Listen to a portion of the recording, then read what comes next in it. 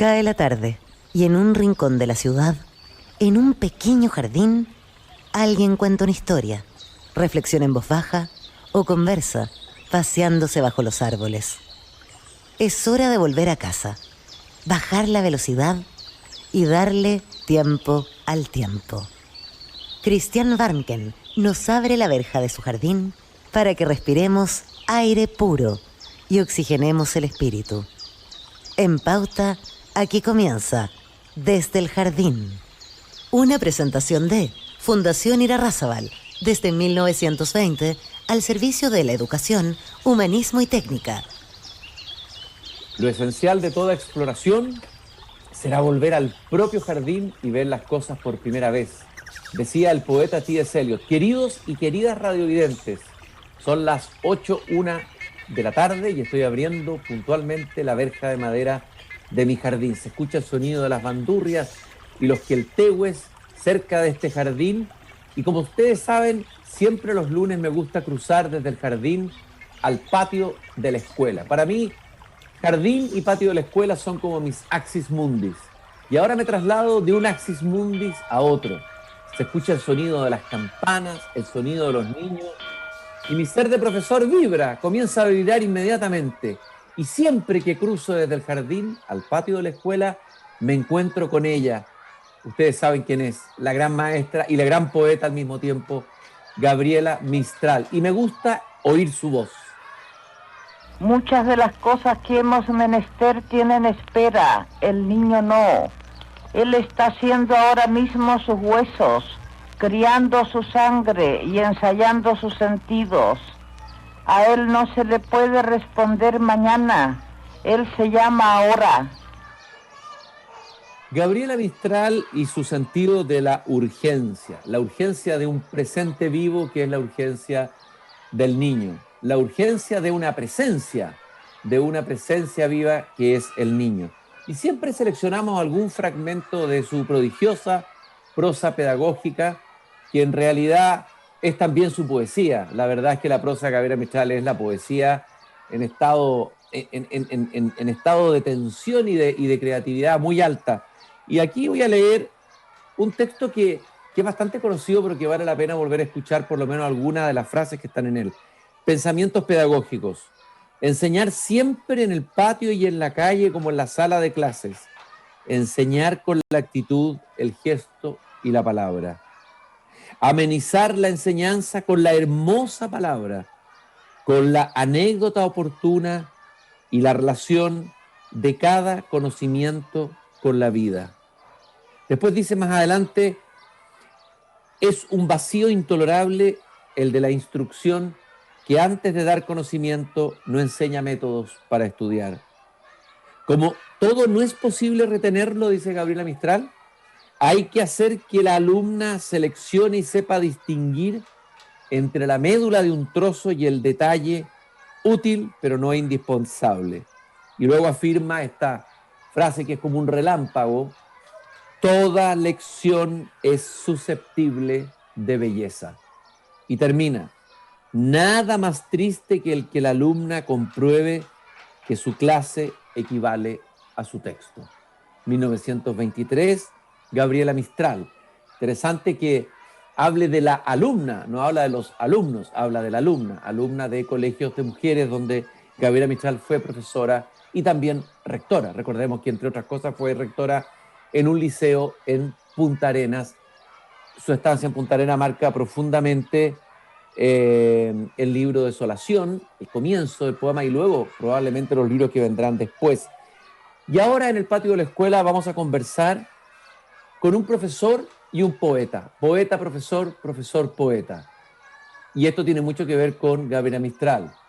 Hemos hablado tantas veces aquí, hemos repetido esta frase de Gabriela Mistral, que la enseñanza, la educación es una de las más altas poesías, decía Gabriela Mistral. Y pienso también en la doble figura del profesor y del poeta, en el gran Floridor Pérez, poeta y profesor al que tuve la suerte de entrevistar, de conversar muchas veces con él. Y aquí está en el patio de la escuela y va a conversar conmigo esta tarde Benjamín León, es su nombre de poeta. Ustedes saben que los poetas se cambian de nombre, se bautizan, nacen de nuevo, cuando se colocan un nombre nuevo. Ese fue el caso de Gabriela Mistral, es el caso de Pablo Neruda y es el caso de muchos otros. Poeta y profesor de castellano y filosofía de la Universidad de La Serena, profesor del Colegio Discovery School de Coquimbo, ha ganado importantes galardones en poesía, premios Panamericanos de Poesía Juan Ramón Jiménez, el Premio Internacional de Poesía, también un premio importante de poesía, y ha escrito algunos libros con sugerentes títulos: Canciones para animales ciegos, Para no morir, entre otros. Es gestor cultural, difusor e investigador de la obra de Gabriela Mistral. Dirige, de hecho, la Jornada Internacional de Estudios Mistralianos, es decir, es un mistraliano de tomo y lomo, poeta, profesor, una fiesta hoy día en el jardín. Estimado Benjamín, qué gusto de saludarte y poder conversar contigo aquí en el patio de la escuela. Hola Cristian, muy buenas tardes para ti y para todas las personas que nos están escuchando y acompañando en este patio luminoso, rodeado de estudiantes y de personas que vienen a aprender y a beber de las aguas de la poesía, de la enseñanza y del diálogo. Muy contento de estar acá, así que muy agradecido a ti y a tu equipo. A ver, lo primero que te quería preguntar, me imagino que este texto de Gabriela Mistral lo habías leído y tú conoces muy bien a Gabriela Mistral. ¿Qué te despierta o te suscita ese texto que leí recién de ella? Me provoca muchas cosas. Siempre llevo ese estandarte de que la enseñanza es una de las más altas poesías, porque sin duda para poder enseñar uno tiene que vestirse de poeta. Es muy hermosa la idea de que el profesor sea un poeta en el aula y esté adornando cada palabra para que ésta sea una palabra que vaya directo al corazón de los estudiantes y que no simplemente quede en el intelecto como una técnica, como algo de los aprendizajes de un currículum sin alma, sino más bien llenar de espíritu, como dije, de alma, toda la enseñanza.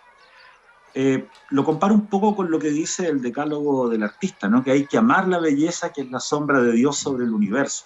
Creo que esa fórmula es muy importante para poder verdaderamente conquistar las almas de los estudiantes, de cada alumna, de cada alumno, y que ellos verdaderamente puedan adentrarse en los contenidos. Principalmente en estos tiempos donde la lectura es algo tan lejano, ¿no? Creo que el profesor, cuando es poeta sobre todo, cuando se pone su traje docente, tiene que hacer eso, como dices, contar, y además de eso ir enamorando con los textos y contagiando esto tan hermoso que es la lectura y los aprendizajes. Así que la verdad es que los textos del Decálogo del Artista de Gabriela Mistral son absolutamente vigentes y creo que debiéramos repasarlos los docentes constantemente para poder hacer un trabajo que verdaderamente sea significativo en las salas de clase. Hay varias cosas que me suscita lo que acabas de decir, Benjamín. Primero, el lugar central que ocupa la belleza en el pensamiento de Gabriela Mistral, y veo que también en lo que tú haces como profesor. Bueno, esta frase, ¿no? Toda lección es susceptible de belleza, que me recuerda también la frase de Dostoyevsky, la del príncipe idiota, el personaje, el príncipe Mishkin, que dijo alguna vez, solo la belleza salvará al mundo. ¿Cómo resuena esa frase y cómo se relaciona con el credo de Gabriela Mistral? La importancia de lo estético en el sentido profundo, no lo estético como adorno, de la belleza en el sentido más profundo del término en la tarea pedagógica, Benjamín, ¿no? Sí, verdaderamente es esencial.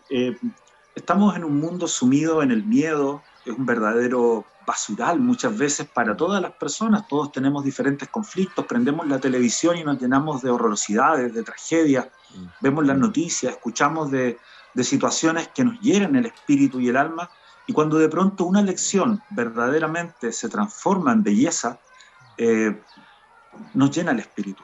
Y he visto eso en los estudiantes, tú como profesor también lo has visto seguramente muchas veces en diferentes lugares, y Gabriela Mistral también lo veía en los diferentes lugares donde fue docente, donde estuvo ella como profesora.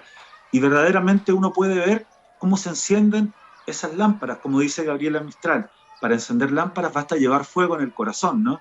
Entonces, cuando uno entrega ese fuego, cuando uno se llena de belleza primero, puede también compartirla. Yo, por ejemplo, en mi caso, como todas las personas, tengo una vida cotidiana donde me voy luchando contra el tránsito al colegio, porque hay tacos en todo Chile hoy día, y voy conduciendo mi auto, Pero cuando llego, antes de entrar a la sala de clase, siempre leo poesía, de alguna manera, para poetizarme y así poder hablar también en un lenguaje poético en el aula y que no sea simplemente enseñar un contenido, como decía anteriormente, frío, sino más bien que la palabra poética impulse todo lo que pueda decir para que así de alguna manera también pueda transportar y transferir los conocimientos a los estudiantes con belleza y con poemas. Me he colgado un poco de esta idea de citar versos, ideas poéticas.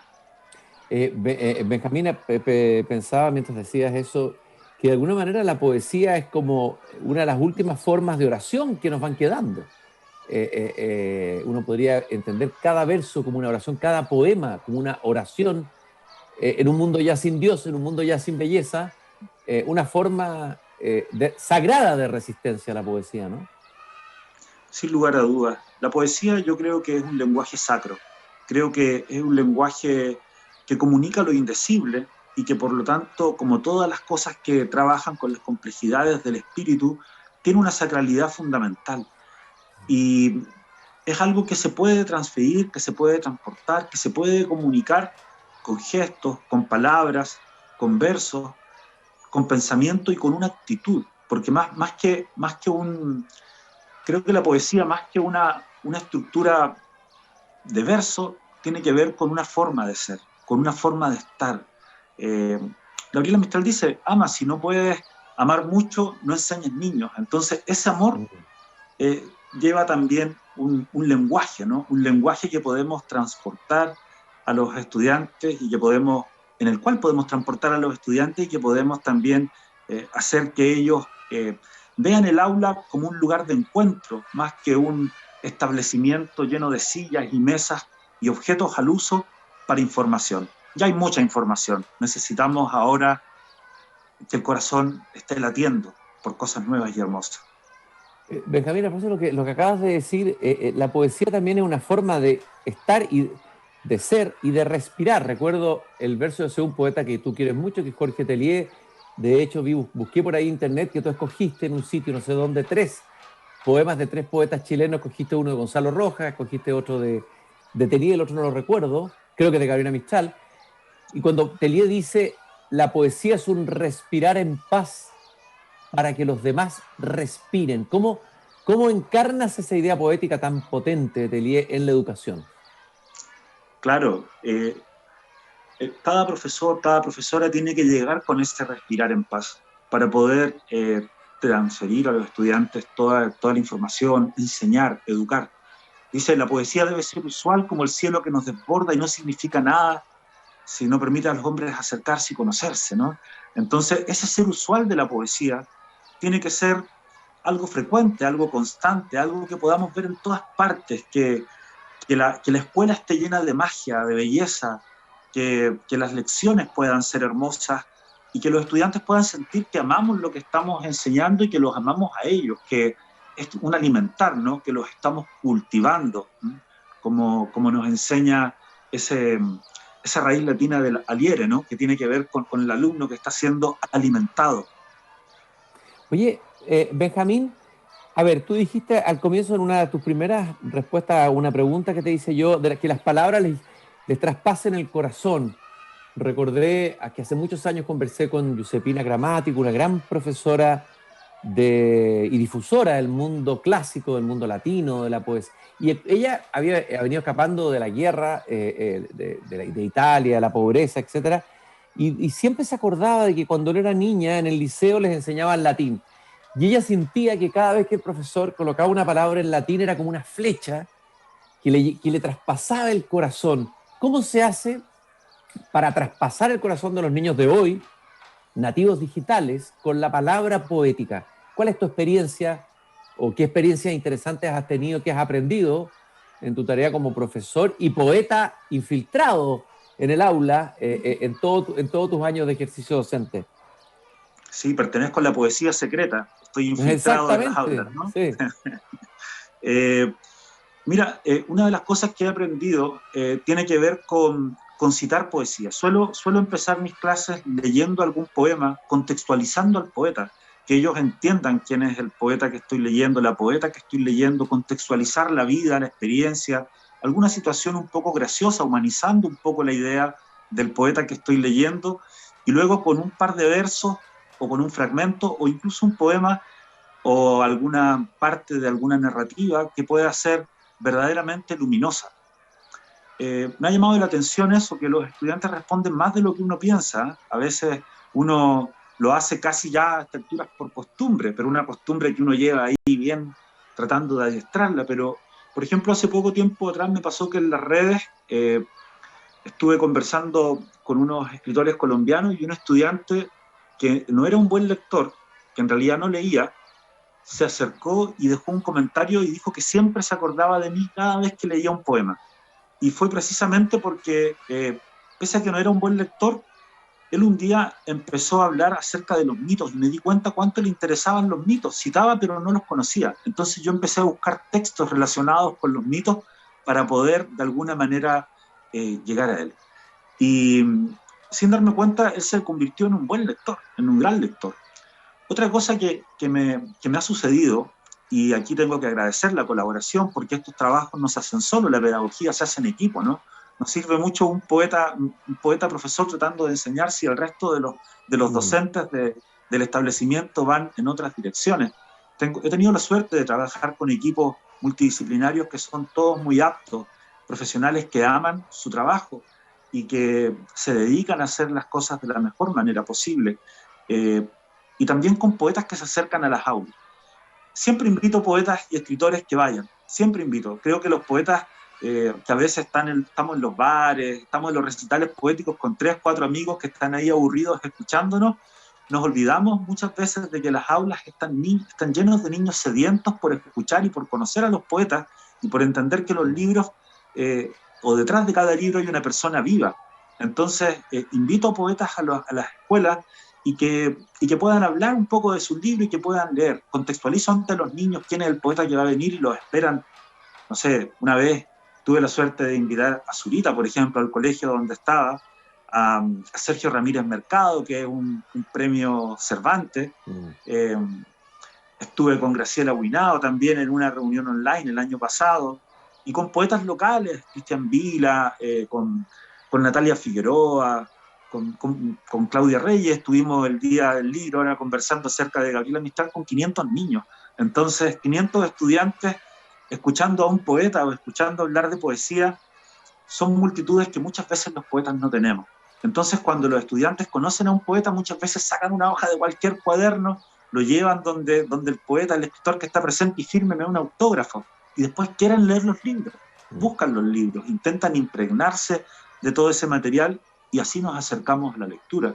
Entonces, he tenido el privilegio de contar con amigos poetas que entienden que la poesía debe estar en las aulas también para cultivar lectores, y no simplemente en los libros, ¿no? Porque los libros muchas veces se llenan de polvo en los anaqueles y los poetas en el aula encienden llamas difíciles de apagar.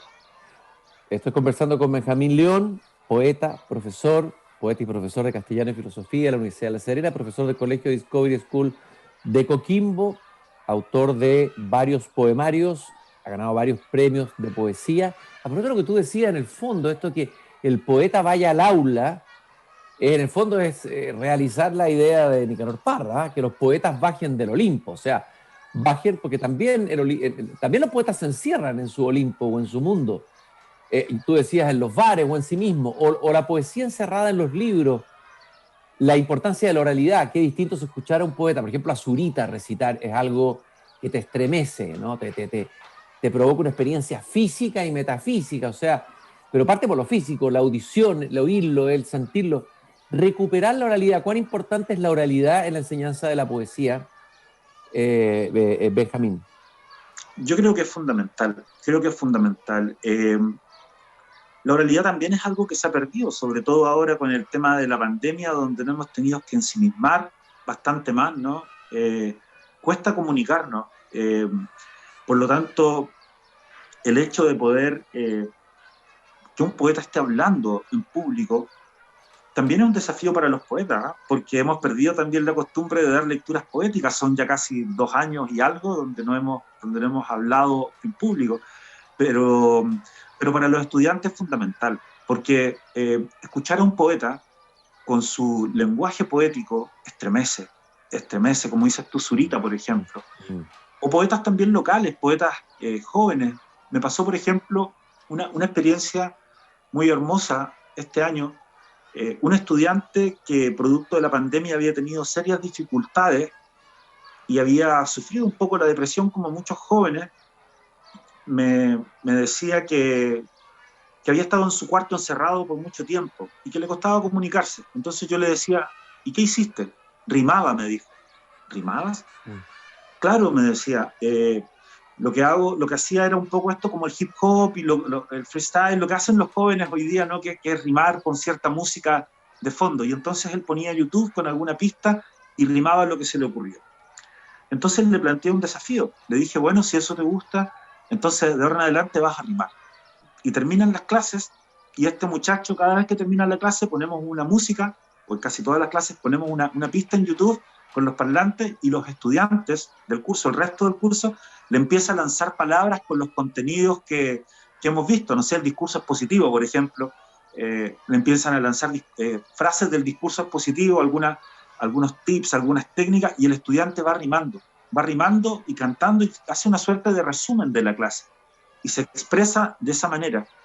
Entonces creo que la oralidad en todas sus formas, tanto en esto de lo que es la música, la creación, el exponer, es fundamental. Y creo que los profesores también tenemos que recuperar la oralidad, ir contando historias, ir haciendo que la clase sea una obra de arte que vamos poco a poco ahí labrando, estructurando, para que podamos compartirla con los estudiantes a través de la palabra. Hay otra frase, Benjamín, que es tremenda de Gabriela Mistral, que es rotunda, que uno encuentra, ¿no? Esta frase, estos relámpagos en su prosa, que dice algo así como, la repito de memoria: no coloquéis sobre la lengua viva de los niños la palabra muerta. Esta distinción entre palabra viva y palabra muerta, a ver, ¿te parece que tiene una relevancia esa distinción que está implícita en la afirmación de Gabriela Mistral? Absolutamente, absolutamente. De hecho, cuando pienso en los contenidos, en el currículum, hoy día el currículum priorizado, el OA 8, por ejemplo, que estaba pasando hoy día, que es interpretar obras literarias, si lo veo de esa manera, es palabra muerta. Es palabra muerta absolutamente. Coloco en la pizarra OA 8, interpretar obras literarias y todo lo que viene después, pero cuando tomo el texto, por ejemplo, estábamos leyendo Casa de Muñecas de Ibsen con los estudiantes, y fue una verdadera lectura dramatizada, porque eran diferentes estudiantes de un segundo medio que estaban participando y estaban todos metidos como si estuvieran en el cine, estaban haciendo lectura dramatizada, y cuando pasaba algo decían, se escuchaba el ¡oh!, qué sé yo, de los estudiantes. Creo que la palabra muerta es cuando el contenido es frío, cuando el contenido se transforma en técnica que solo sirve para el intelecto. Pero cuando los estudiantes empiezan a darse cuenta que es palabra viva y que verdaderamente es una representación de la vida humana, de los diferentes conflictos que tenemos los seres humanos, entonces verdaderamente logra cultivar lectores, y logran ellos también de darse cuenta que la literatura en general no es algo muerto, no es algo que está ahí como un adorno en las paredes, sino más bien como algo que va estructurando el pensamiento del ser humano y que es un reflejo de la experiencia cotidiana que todos tenemos. La palabra poética y lo digital, ¿las ves como contradictorias, complementarias? O te pregunto también, ¿sobrevivirá la poesía a lo digital o tendrá una muerte y resurrección? A ver, ¿qué va a pasar con la palabra poética? ¿O qué está pasando con el mundo digital? Tú lo estás viendo todos los días ahí con tus alumnos en el aula. El mundo digital nos ofrece muchas ventajas y muchos desafíos, ¿no? Es algo verdaderamente útil, hay más información, aunque no sé si más conocimiento, ¿cierto? Como decía Elliot, sí, mucho menos sabiduría. Sí, claro. Pero yo quiero el papel, como todos los profesores, como todas las personas, ¿no? El papel, el poder hojear un libro. Yo creo que necesitamos los libros, que el teléfono, el smartphone, este aparato inteligentonto que tenemos en las manos, ¿no? Y que nos vuelve verdaderos esclavos y prisioneros muchas veces, y nos impide comunicarnos, pese a que es un objeto de comunicación, tiene en su justa medida, por supuesto, una utilidad. Y de hecho yo leo los libros en PDF porque muchos de mis estudiantes no tienen la posibilidad a sus familias, debido a las circunstancias actuales, de comprar un libro, y los pongo los proyectos en la pared a través del proyector y el PowerPoint, ¿no? Y leemos de la pared todos juntos. Hago el ejercicio de lectura en aula. Los libros domiciliarios, gran parte los leo en el aula, y vamos conversando, voy tomando ahí los objetivos de aprendizaje y voy de alguna manera matizando. Pero siempre el papel nos ofrece otras cosas. Yo creo que el libro va a sobrevivir, que de alguna manera, tengo la esperanza que de alguna manera volvamos a un espíritu más romántico y podamos llenarnos de papeles y de hojas y de palabras impresas con ese prodigio que nos legó Gutenberg, que es el libro. Benjamín, ¿y les lees tus poemas o compartes tus poemas a veces con tus alumnos? Más a lo lejos, más a lo lejos. Ya. Muchas veces ellos me piden, pero yo, pese a que yo intento ser muy poeta dentro de mis clases, pero intento alejar mi poesía de las clases para no volverme autorreferente. Además que uno, con todo lo que uno lee, con todo lo que uno conoce, con todo este jardín de poetas que tenemos en Chile, hay para decir cada cosa con un poema. Así que yo intento eso, intento principalmente leerles poemas de otros autores. Hemos tenido una escuela muy hermosa en Chile, entonces hay mucho que leer, y también autores de otras partes. Yo he disfrutado mucho de la poesía española también, y siempre estoy sacando ahí otros poetas de otros lados para que ellos puedan leer. Pero de vez en cuando también me vencen y leo algún fragmentito de mis poemas, pero muy a lo lejos. Este año no he leído ninguno, no he pecado todavía de ese egocentrismo.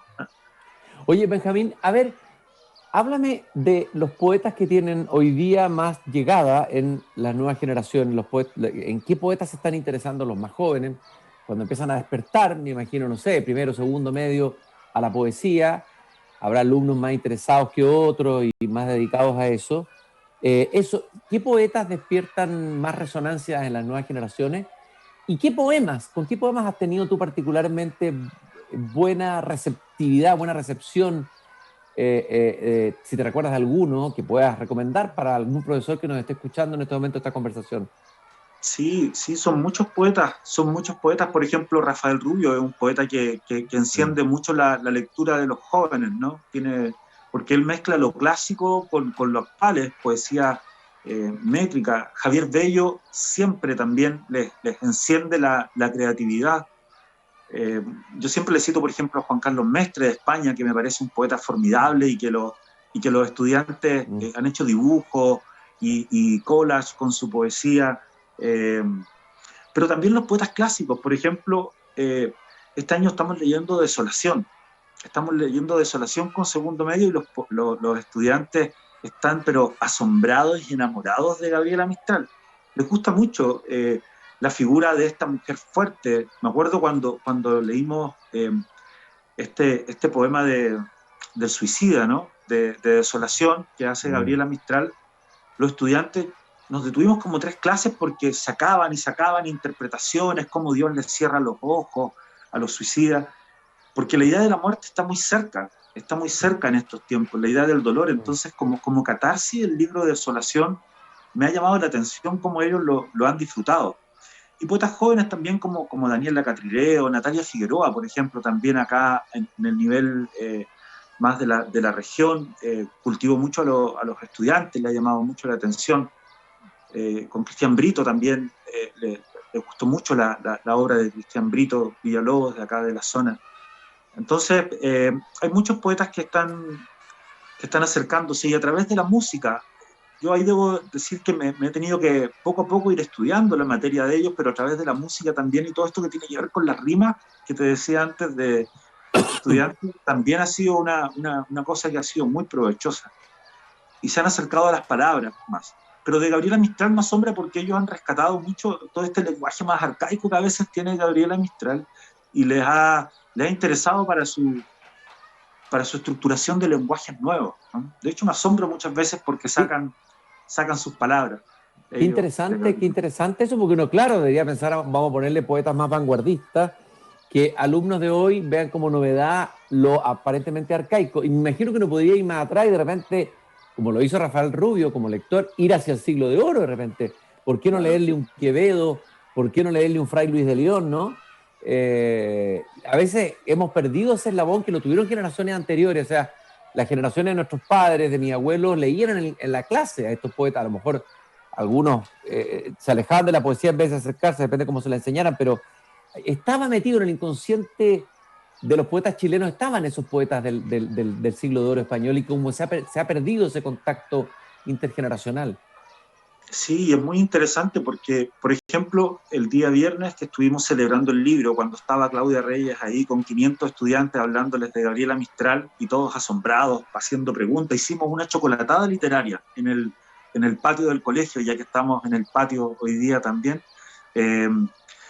Y bueno, algunos estudiantes salieron a leer poemas y salió Dixon, que es cadete de Deportes La Serena, salió y leyó esta definición de amor de uno de los autores clásicos, creo que era Quevedo, ¿no? Justamente, o Lope de Vega, que salió y leyó un soneto, un alumno de segundo medio, y leyó un soneto, y yo quedé asombrado y maravillado, porque claro, alguna vez lo leímos en clase, pero al estudiante le había encantado esta idea de definir el amor y a través de las rimas también que tienen los poemas. Las rimas siguen siendo algo que llama la atención, más aún en este tiempo.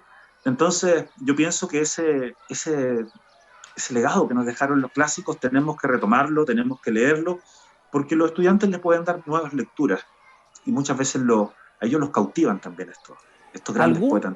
Para ir cerrando, lamentablemente la conversación quedaría para más tiempo, volveremos a conversar, Benjamín, de todas maneras en el jardín. ¿Algún poema tuyo que pudieras compartirlo?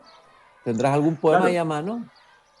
Claro, aquí tengo mi libro Canciones para Animales Ciegos y voy a leer el poema 2, que mis amigos me dicen que es uno de mis caballitos de batalla que siempre leo, pero como mis amigos lejanos que están hoy día en el patio de esta escuela que tú diriges no me han escuchado, voy a compartirlo. Precisamente lo hice leyendo, después de leer a los poetas clásicos, y lo hice en verso alejandrino, este poema. Lo escribí hace unos tantos años atrás. Dice así: hacia el degüelle van los animales ciegos, sus corazones gimen, sus voluntades sangran, y en sus pupilas yacen la luz y la certeza. El peso de la noche se extiende por sus lomos, y la humedad carcome con hambre e injusticia. Cruzan entre cadáveres de anónimos hermanos, lloran en mansedumbre la desaparición, arrastran la cadena que sostiene el insomnio, huelen traición y mierda, oyen los alaridos, oyen cuchillas, fierros, desagües del horror, envolturas de plástico, urgencias y balanzas que asoman a la mano que amarga la sentencia. Hacia el degüelle van los animales ciegos. Mi corazón les llora, mi corazón es prójimo, hierba de su dolor, su voz, su semejanza. Qué hermoso y qué potente el poema que nos has regalado, Benjamín. Me quedo con eso. Mi corazón les llora, mi corazón es prójimo. Prójimo con ese degüelle de los animales ciegos. El ser humano también, lamentablemente, a veces es un animal ciego que va al degüelle o es degollado, ¿no? Por tantas razones. Benjamín, muchas gracias por habernos acompañado. Ha sido un gusto conversar contigo sobre poesía y educación. Y celebro que un poeta de la calidad de tu poesía que acabo de escuchar y sentir esté con los niños de hoy, traspasando, clavando en el corazón las palabras con sentido, las palabras con belleza. Ese sueño de Gabriela Mistral y de nuestros poetas. Benjamín, un gusto haberte conocido. Gracias por haberme acompañado esta tarde en el jardín. Muchas gracias por esta invitación y un cariño afectuoso para todos los profesores y profesoras de este país que siguen iluminando y encendiendo tantos corazones. Un abrazo muy grande y nos vamos a recreo. Me sumo a tus palabras y nosotros nos encontramos mañana, queridos y queridas radiovidentes, a la misma hora, aquí cuando abra la verja de mi jardín. Pueden escucharnos, si quieren escuchar de nuevo esta conversación, en Spotify, en pauta.cl. Hasta mañana y viva la poesía.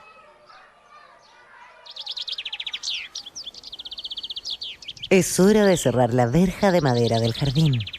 Pero Cristian Warnken la volverá a abrir todos los días de lunes a viernes a las 20 horas en Radio Pauta, cuando comience de nuevo Desde el Jardín.